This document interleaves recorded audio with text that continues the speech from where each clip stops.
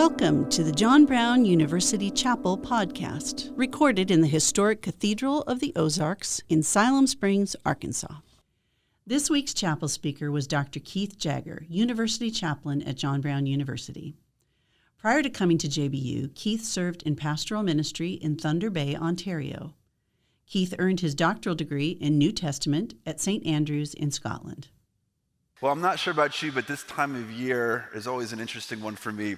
Having started out my adult life in college and university like you all are doing, then going on to seminary and then on to doctoral work, my internal world is organized in terms of semesters. So even when I was a pastor for the last 5 years, when the semester schedule had nothing to do with the rhythms of church life, I was still thinking very much in semesters. And so I'm not sure how you're feeling right now, but for me, the high ambitions of August have turned into the realities of late September.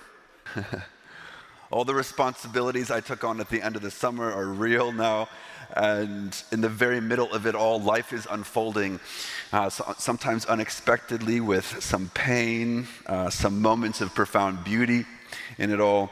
And I oftentimes feel that during this part of the year, I have enjoyed a mountaintop view of where I was going, but now I'm down on the path. I'm trying to keep hope that I'm on the right path. So this can leave me feeling a bit frustrated, tired, inadequate, and a little afraid, if I'm honest. And I'm dealing with this right now in my own ways. And so I'm not sure if you guys, I wouldn't be surprised if you guys are as well. And so that's natural. So I'm not sure what you've lived through in the last 4 weeks or how you're coming into this space right now or what you need today. But here we are again. As God woke up before us today, as he set the table of our day for us and is with us now, we're gifted with another chance to draw all the threads of our complex lives into worship. And my prayer for us today is that we might not only have a heart that's ready to hear the word of God, but that God might speak to us each in our own ways and touch us and minister to us just where we need it. And rightly so, because today, as we make our way through the Gospel of Mark, by the way, we're covering Mark chapter 6 and 7 today, so if you have your Bibles with you, you can open up to Mark chapter 6. As we make our way through Mark's Gospel, we're reaching an incredibly important juncture in the life of Jesus. So let's begin now, spend the next 25 minutes or so in this transition point in Jesus' ministry, where Jesus is going to show us his profound worth in a new way. At the end of Mark 5, as you'll see, Jesus enters into the grief of a family and then raises their little girl from the dead, as you do. And as he left that place, he's rejected in his hometown. And then after that, he sends his disciples out 2 by 2, ministering in the villages to prepare the way for Jesus. So Jesus sends his disciples out. He doesn't need to be the center of all attention in his ministry. He shares his power with his followers, and they go in pairs to preach the good news of God's kingdom. And after this moment in Jesus' ministry comes as what I think is the end of Act 1. If you think about it in terms of plays, this is the end of Act 1 of Jesus' ministry. So the final scene of Act 1 starts with the recognition of how tired the disciples had become, weary of the relentless ministry of care, of preaching and healing they had been doing. And the company of Jesus and his followers received some terrible news that John the Baptist, Jesus' cousin, his beloved cousin, had been killed for speaking out against the abuses of the Jewish leader of the land, who had spent his kingship chasing after his half-brother's wife rather than tending to the needs of his subjects. So this is some soap opera stuff for real. Then, as Mark tells us in Mark 6:30, the apostles gathered around Jesus and told them all they had done and taught. Their ministry was fruitful, and the people out there were ready for Jesus' message. And Jesus said to them, "Come away to a deserted place all by yourselves and rest for a while." Jesus, a leader of immense drive and energy, understood the power of retreats. Come away to a quiet place without the pressing crowd, and there you'll find some rest. I really love this part of Jesus. He knows that pressing through the grind of responsibility and life with relentlessness is not the way. We need a rhythm of breaks in our lives. We might even say this was part of Jesus' genius that we too easily avoid as we follow him. He infused into the DNA of the earliest church this idea of rest. And I think it's no accident that he didn't want them just to rest and take them away from the community of humans, but he brought them out to a deserted place, which is the community of creation. So now as I'm getting settled in here at JBU, I hope in time that you'll come to learn my love for retreats, and we get to experience some retreats together of spiritual getaway. But I wanted to take a moment today to share with you just a little bit about my love for the wilderness, since we're getting to know each other. And just as those parts of my story that I told last time have shaped profoundly my devotion to Jesus, so too have been my experiences in wild places, among trees and animals and wildflowers and weeds as they testify to God. So I grew up on the wooded bluffs of the Mississippi River in Illinois, among the towering oak trees and the white-tailed deer, where most of the weekends and school night evenings I spent running through the ravine near my house. We lived in an old farmhouse which was renovated. It wasn't anything special, but an old farmhouse the property had been sold off decades earlier, and so a subdivision had been built on the farmland. And we played for hours near the creek, building forts with our sticks and bridges with logs, and we had our own imaginary community of jungle warriors. And with that love in hand of being in the woods, of being outside and smelling the smell of nature, I joined the Boy Scouts as a 14-year-old. And some of my favorite memories were like weekend summer camps in Boy Scouts. That's where my love for survival and bushcrafting were born. So right before my 18th birthday, I finished my Eagle project, which was helping to reforest a part of some woods that had been torn down to build new drainage pipes. So I just adore the wilderness. I love getting out there. I love meeting God there every time I do. My last solo retreat when I was out by myself in the woods meeting God was up in Thunder Bay, Ontario in Canada, where we were living for the past many years. And I wanted to tell you this story in case we're ever caught in a survival situation, because I can survive out there. And so will you, if I can remember how to tie those knots. I can tie a wicked knot. But I am also, you have to know this, I am terribly afraid of wild animals. Like, they terrify me. And up in Thunder Bay, what I didn't know before I arrived there is they didn't just have wolves in Thunder Bay, they have timber wolves, which, I kid you not, are like small horses. They're giant. And while the locals, like the local residents there, told me that the wolves never really mess with humans, that didn't help. There was like no story in recent memory of a human being killed by a timber wolf, but I was terrified still. And so out on this retreat, I was a half-hour drive into the bush, and then another half-hour walk to my buddy's cabin back in the woods where I stayed the night. And it's fine. I had a great time. I got out there. I was sleeping just by myself, and about 2 a.m., the wolves started howling somewhere really close. And it's terrifying if you've ever heard that noise. And so the next day, I had the full day to spend, and so I was huddled close to the cabin most of the day until the afternoon. I said, I'm going to do it. I'm just going to go for a walk.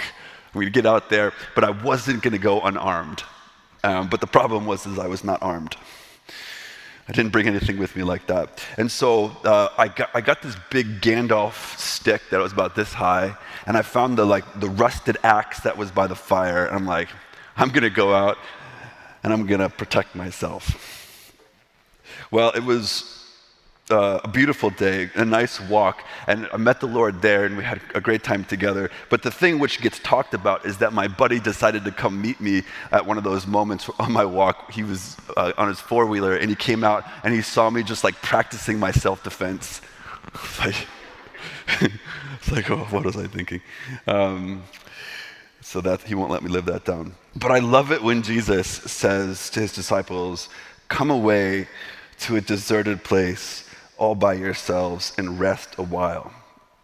For many were coming and going during the healing ministry, and they had no leisure, says Mark, even to eat. They didn't have time to eat. There were so many people coming at them. So that's a lot of ministry. So they go away on a boat to this deserted place by themselves. And the next thing that Mark gives us here is this scene of Jesus pulling onto the other side of the Sea of Galilee, probably in a little fleet of boats. But the gospel writers tell us, many on shore saw where they were going on their retreat and followed them on the land.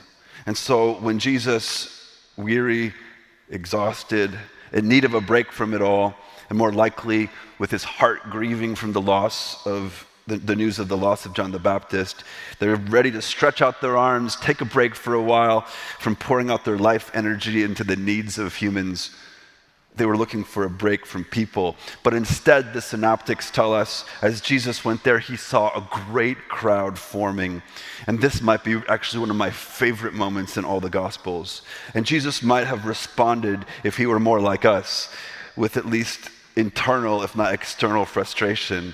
You know, he did have it in him. He turned the money tables over in the temple at a later point in his ministry. He could have flipped over the boats. Why are you here? Get away from me. Don't you see my friends and I need a break? That could have been his easy response. But instead, he did not lose his temper. And what Mark tells us is that immediately he had compassion on them. He didn't feel frustration or resentment or judgment. His instinct was to feel their sufferings first, before he felt his own.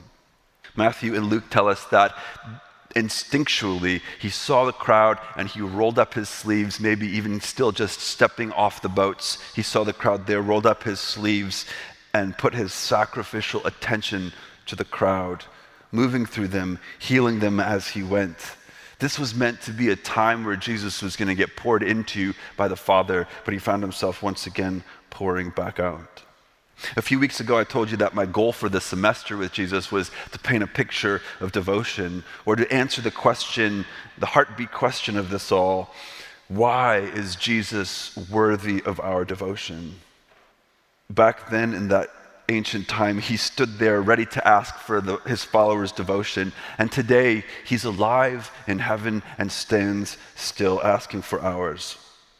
By using the bridegroom imagery, as you'll remember me opening up a few times ago, Jesus is a powerful king and creator who chooses to move towards his creation and his subjects with curiosity and love. And more than anything, it's like he's down on one knee as a bridegroom extending his hand out to us. When Jesus says elsewhere in his ministry, "My yoke is easy and my burden is light. Come to me, get to know me, and learn from me, for I am gentle and humble of heart, and there you will find rest for your souls." That his hand is stretched out there, but we listen to the second part of the invitation. He says, "My yoke is easy and my burden is light." We'd like Jesus to say, "Come to me, all you who are weary, and rest, and I will set you completely free." As if the goal of a good life is freedom from all legitimate authority. But his invitation is into a yoke, which is a tool that you put on a beast of burden to plow your fields. And many of us really are wired to hesitate at this invitation, wired to question the proposals of authority. It's a hesitation perhaps because of the examples of leaders that we've had in our lives, leaders who ultimately want more from us than they want for us, leaders who secretly love their institutions and their power and the benefits of taxation. Heck, rebellion against authority is built into the DNA of the United States' national story. We have been conditioned not to like a king. But that's how Jesus comes to us, if we're honest, if we're open, as a king. And the reality of our situation, and this is so important as we learn to live in this world and to follow Christ, is that even if we could cast off every yoke of religious authority in our life, will never be unlinked individuals. The truth is that our choice of life is never between an authority and complete freedom, but between an authority and another authority. We are habitual and formable creatures, which means we are never unhooked from power. We will always be in service to some ideology or power, whether we like it or not. That's how we're created. So the question is whether you want to be yoked or not. The question before us is, to whom will we yoke ourselves? Who is worthy of our devotion? And Jesus will show us in this story that unfolds for the rest of Mark chapter 6 and 7 that he's not just compassionate, he's not just powerful, he's not just a groom, but he's also patient and kind as a leader. Now, the scene from the gospel unfolds in this way, and all four gospels have this memory, so the memory of this event in Jesus' life is really strong. And I'm going to fast forward a bit to get us to the point of it all. Dusk was coming upon the crowd, and this impromptu community had gathered, and there was no food. There was 5,000 of them, and so take this room and times it by, 12 or something. There was 5,000 men, probably more women and children. No food truck had been called. They were hungry, and hungry crowds are angry crowds. And his disciples say to Jesus, send them out to the countryside, into the villages to get some food. Otherwise, this is going to turn poor. And Jesus, in response, says to them, well, how about you guys give them something to eat? Now, Jesus isn't naive. He knows the situation and probably enjoys the disciples' ingenuity, their problem-solving capacities. But Mark tells us at the end of the reading today that Jesus was trying to reveal something to them through this line of gentle questioning. When Jesus walks on water just a few hours after this event, Mark tells us that the disciples still couldn't understand what Jesus was trying to do. He was waiting for an opportune time. He was going to use this moment which was marked by profound interruption and having to love another person or love a crowd or pour oneself out far beyond their own resources. This was the perfect moment of compassion and his desire to serve, for him to reveal, to make the big reveal of something that was deep inside of his personal personhood. But they missed it, and they weren't ready for it. And although I think that he did something incredible here, and he teased what he wanted to show them through the multiplying of food, he didn't really unleash his glory there on him like he perhaps wanted to. So I love this about Jesus. Paul puts it this way: Jesus, being in very nature God, did not consider his godness something to be exploited, but he emptied himself, taking on the form of a slave, and he humbled himself. And this is what the early Christians came to love so much about Jesus. He's not an imposing force upon us, but he comes with kindness and gentleness. He's going to walk in step with them and not move beyond what they're ready to hear. And so he continues, he said, there's a situation before us, friends, and we know that only God himself could provide food for this amount of people, as he has in the past in the wilderness in Israel when they had left Pharaoh and they were out in the wilderness. But they didn't get it. They didn't see where he was going. And so he says, well, why don't you give them something to eat? And their response is very natural. They said, what? How are we going to feed these people? We'd have to pay like $40,000 just for the food. And we're following you around poor and empty of wealth. We just have our sandals and handbags. You can imagine Jesus going, oh man, they're not getting it. So what should I say? He says, what do we have? What did we bring with us? We have 2 loaves of bread and 1 fish. So they ruffled through their things, and long story short, Jesus thanked God for this food, raised it up to heaven, broke the 2 loaves into groups of 10 and the fish into portions of 10, so these tiny little things probably in their handbags. He says, go and serve these to the people. And the Gospels don't tell us how this works, probably because in the moment they were so disoriented by what they were supposed to do. They went to one group of people and they handed out a piece of bread and they walked back and there was more in their bag. Just this unbelievable miracle that they probably didn't even make sense of just then. And so they did it and they passed out food and everyone had food to eat and there was even more left over. And then Jesus disperses the crowd. He says, "Go home now. We're done. I need my retreat. Disciples, I'm going to send you out. Get back on your boat." He pushes them back out towards where they came from on the Sea of Galilee. And he goes up, not to sleep. Jesus knows that he's not in need of physical rest. He's in need of the Father coming to minister to his grief and his weariness. And so he stays up all night long to pray on the mountainside and meet the Father. And Matthew, Mark, and John all narrate what happens next. The disciples were out on the lake rowing, and a wind had come up against the front of them, and they were struggling. And Jesus thought, okay, this could be the moment. They didn't quite get what I was trying to say to them with the bread, but this could be the moment. And so what does he do? He takes a step onto the water, defying physics, and he walks out on the Sea of Galilee, which if you've been there, you know it's quite deep. He's not a magician. He walks out on the water. And he could have spent some time walking around the lake to meet them, but he sees his friends struggling. And so Mark tells us that he intended to pass them by. This wasn't like Jesus trying to beat them to shore. This is a phrase of a Jewish, in their Jewish mindset, this is a phrase which meant that like God who passed by Moses to show Moses God's full glory, Jesus meant to reveal it then and there, a transfiguration moment that the disciples weren't ready for a few hours before. But Jesus notices something, that he comes out, he's ready to just unveil his full glory to them, and they were terrified. They thought he was a ghost.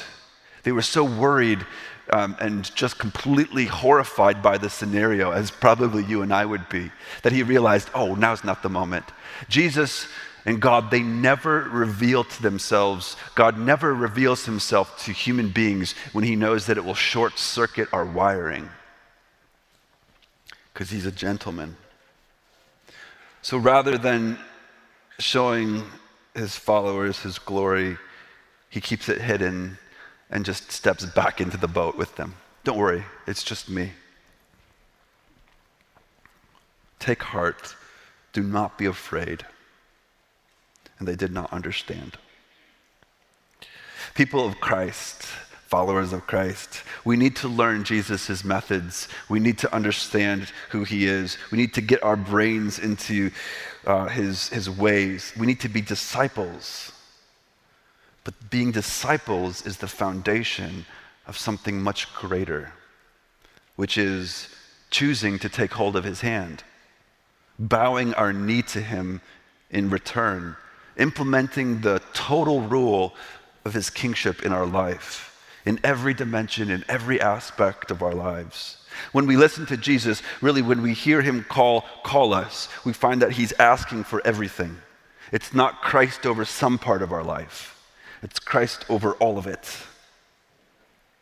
And when he calls us to put our relationships under him, to learn to forgive infinitely, to choose to honor foreigners and honor enemies, that's devotion to Jesus.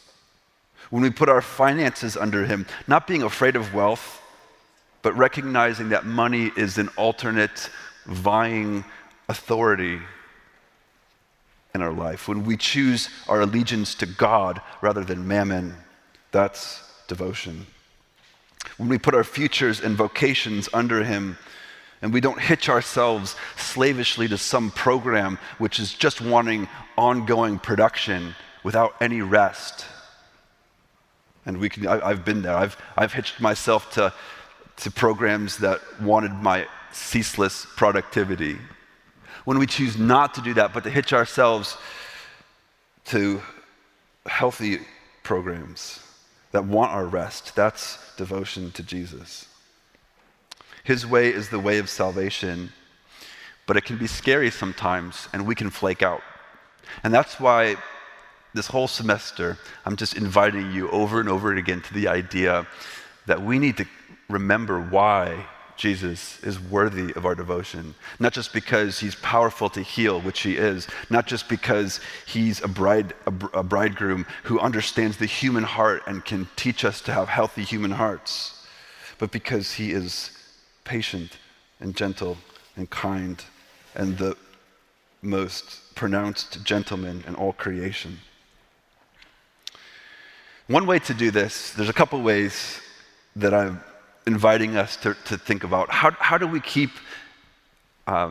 recognize the worth of the authority that we're hitching ourselves to? One way to do that is to watch for the character of the leader. In your lives, you will be hitched up to a lot of different leaders. Are they patient? Are they kind? Do they understand suffering? Do they understand that you are a work in progress? Will they stick with you when you're trying to work out your life? Are they kind with our apparent clumsiness? Can they see through our stupid moments, because we all will have them? And can they see our brilliance underneath the stupidness? Life can sometimes feel like a game which starts to play us. But what are we going to give our life to? The second way, I think, to keep in touch with proper authorities is to see how we're becoming. Once we're hitched to an authority, we become we take on the character of that authority. So are we growing in patience and kindness? Are the people that we are leading feeling like we are slavishly pressing them on to produce over and over again? Or are we going to lead the people who we have authority over into rest and relaxation?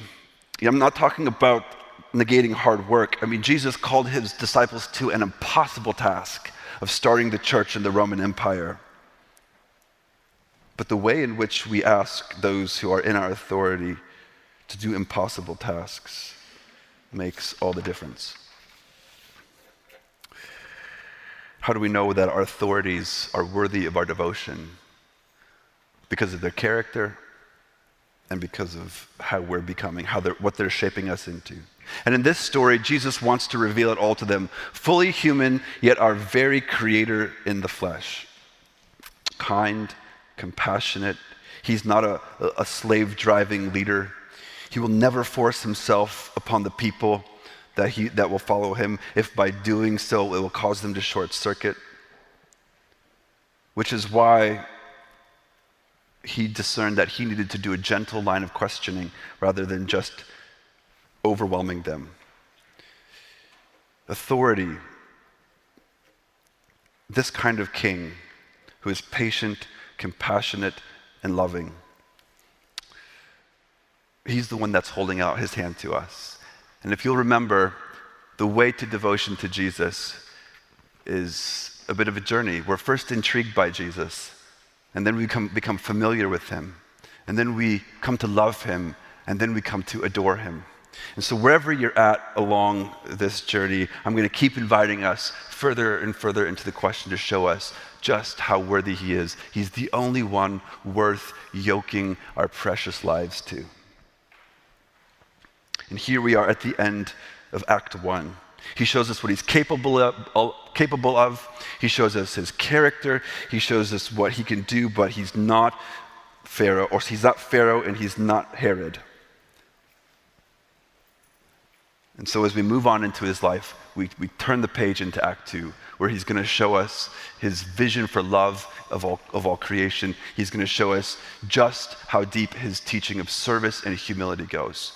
And step by step, as we'll see, we'll find that he is profoundly worthy of our devotion.